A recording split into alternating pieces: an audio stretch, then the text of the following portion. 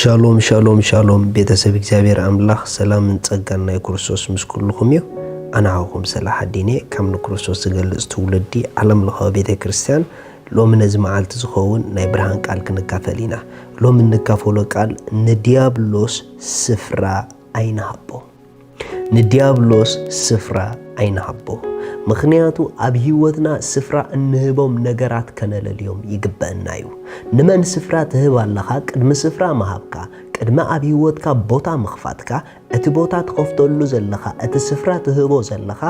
መንዩ ጠቃሚኻ ዲዩ ጎዳኢኻ ዲዩ አስተውዕል እንተ ደኣ ንዲያብሎስ አብ ህይወትና ስፍራ ንህቦ ኮይና ንሕና ባዕልና ንርእስና አብ ሓደጋዕቲና ንሕድት ንእትዋ ኣለና ምክንያቱ እሱ ኩሉ ጊዜ ንኹፉእና እንተዘይ ኮይኑ ንጽቡቕና ሓሲቡ ይፈልጥን እዩ ንሕማቕና እንተዘይ ኮይኑ ንሰናይና ሓሲቡ ይፈልጥን እዩ ብዙሕ ጊዜ አብ ህይወት ናይ ክርስቲያናት ዘጋጥም ነገራት ክንርኢ ኾለና አብ ህይወት ሰባት ዘጋጥም ነገራት ክንርኢ ኾለና ዋይ አምላኽ ዳአቤሎ ኢና ንብል ኖ አምላኽ ስለዘየለ ይኮነንቲ ጉዳይ ነገር ግን ማዕጾ ህይወትና ንኽንከፍቶ ዘይግበአና ስለንኸፍት ዘለና ባዕልና ንህይወትና አብ ሓደጋ ሓሊፍና ስለነእትዋዩ ምክንያቱ መጽሐፍ ቅዱስ ንዲያብሎስ ስፍራ ንኸይንህቦ ሚዒዱና እዩ መጽሐፍ ቅዱስ ኤፌሶን ምዕራፍ 4 ጥቅስ 27 ከምዚ ይብል ንዲያብሎስ ከኣ ስፍራ አይተሃብዎ በኻላ አዘራርባ ንዲያብሎስ ከኣ ስፍራ አይተሃብዎ ክብለና ኾሎ ስፍራ ክንበሉ ንኽእል መንገድታት አሎ ማለት እዩ ክርስቲያናት ክንኮን ንኽእል ኢና አመንቲ ክንኮን ንኽእል ኢና ዳግም ዝተወለድና ክንኮን ንኽእል ኢና ነገር ግን ንዲያብሎስ አብ ህይወትና አብ ጉዕዞና አብ አገልግሎትና አብ ቤተሰብና አብ ቢዝነስና ስፍራ ክንቦ ንኽእል ኢና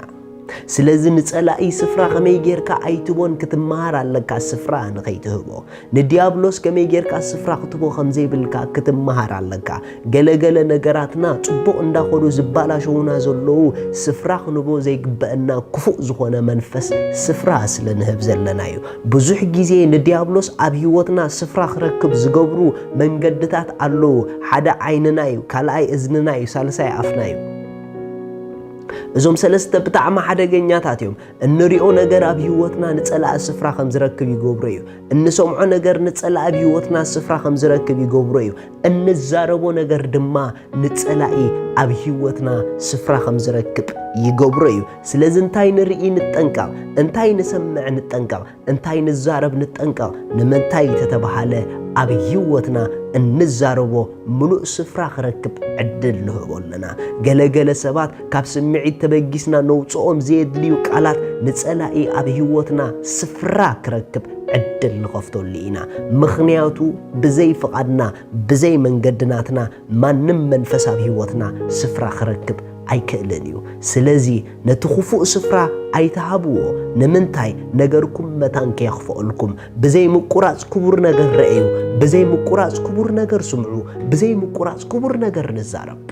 ካብ ክቡር ነገር ምዝራብ ካብ ጽቡቕ ነገር ምዝራብ ካብ አምላኻዊ ነገር ምሕሳብ አይንውፃእ ንምንታይ ተተባሃለ እንተ ወፂና ከም ዝጓዝም አንበሳ አብ ዙርያና ኮይኑ ዝኾልል ክውሕጠና ዝደሊ መንፈስ አሎ ንነገርና ክውሕጥ ንናትና ዘበለ ነገር ከባላሹ ዝደሊ መንፈስ አሎ ስለዚ ነገርክን ኸይወሓጥ ነገርክን ኸይባላሾ ኩሉ ጊዜ ብክርስቶስ ረአይ ኩሉ ጊዜ ብክርስቶስ ሕሰቢ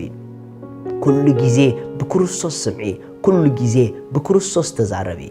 ገለገለ ሰባት እንሰምዖ ይንፈልጥን ኢና ክንሰምዖ ዘይግበአና ጊዜ ሂብና ንሰምዕ ኢና አብ ምስማዕ ሓደጋ ከም ዘሎ ግን ንዝንጉዕ ኢና ዘይክቡር ነገር ዝዛረቡ እዝንና ይንሃቦም ዘይ አምላኻዊ ነገር ዝመፁ ድምፅታት እዝንና ይንሃቦም ክንግስጾም ዘለና ንገስጾም ክንእለየሎም ዘለና ንተኣለየሎም ንምንታይ ተተባሃለ አብ ህይወትና ነቲ መንፈስ ስፍራ ከም ዝረክብ ክገብርዎ ስለ ዝኽእሉ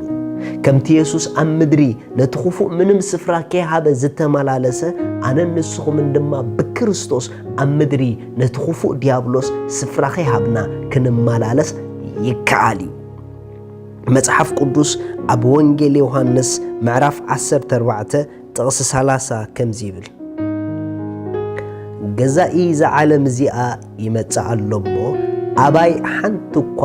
የብሉን አባይ ሓንቲ እኳ የብሉን ደጊም ምሳኻትኩም ብዙሕ ኣይዛረብን እየ ሪኹም ኢየሱስ ክርስቶስ ሓደ ነገር ኣርጊጽ ይፈልጥ ነይሩ ገዛ እዚ ዓለም ዲያብሎስ ኣብኡ ሓንቲ ነገር ከም ዘይብሉ ይፈልጥ ነይሩ ብኻልእ ኣዘራርባ ንዲያብሎስ ኣብ ኢየሱስ ክሰርሕን ከባላሽውን ዘኽእሎ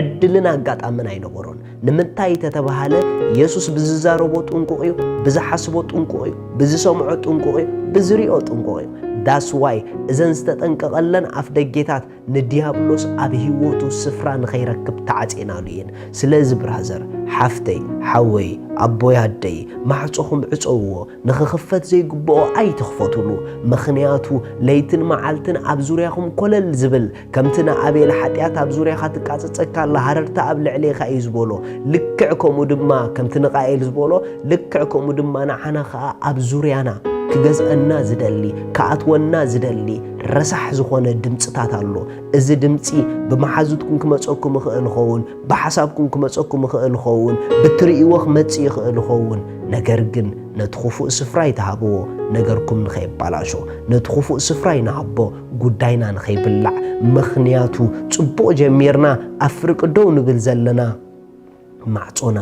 ንጌጋ መንፈስ ስፍራ ስለንህብ ዘለና እዩ መጽሓፍ ቅዱስ ንዲያብሎስ ተጻረርዎ ይዝብል ንዲያብሎስ ተቃወምዎ ይዝብል ንሱ ድማ ካባኹም ክርሕቕ እዩ ስለዚ ንዲያብሎስ ተጻረርዎ እምበር ስፍራ ይተሃብዎ ተቃወምዎ እምበር ስፍራ ይተሃብዎ ንሱ ኣባና ስፍራ ክረክብ ኣይፍቀዶን እዩ ማዕጾና ኣጸቢቕና ንሓሉ ሻሎም